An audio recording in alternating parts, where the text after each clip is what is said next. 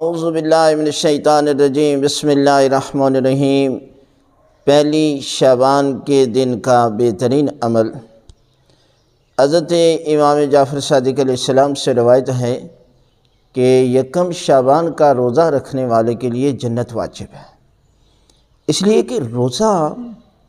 روح کی پاکیزگی کا نام ہے، اور آج کی ریسرچ یہ ثابت کرتی ہے کہ ہر بیماری کا علاج جو ہے وہ روزہ ہے، اس لیے کہ پروردگار چاہتا ہے کہ اس کی روح پاکیزہ ہو تو پھر اس کا عمل پاکیزہ ہوگا، اور اس لیے اللہ کے رسول فرماتے ہیں کہ شعبان میرا مہینہ ہے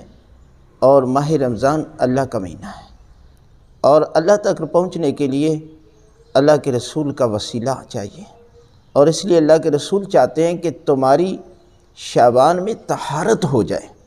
تمہاری روح پاکیزہ ہو جائیں، تاکہ شب قدر میں تمہاری روح کمال تک پہنچے، معراج تک پہنچے۔ اس لیے اپنی روح کو پاکیزہ کرنے کے لیے یکم شعبان کو بہترین عمل روزہ رکھیں اور پروردگار کی نعمتوں کا شکر ادا کریں کہ اس پروردگار نے آپ کو اس مہینے میں داخل کر دیا کہ جہاں پر نیکیاں ہی نیکیاں ہیں، اس لیے امام کا بتایا ہوا عمل انجام دیجیے۔